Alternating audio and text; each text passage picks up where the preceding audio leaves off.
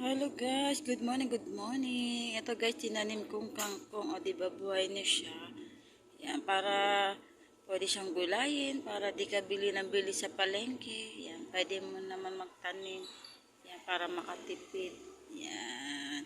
Sa mga hindi pa po nakapag-subscribe po sa aking YouTube channel, subscribe na po kayo para lagi po pwede sa aking video. Guys, madali lang naman po siyang mabuhay.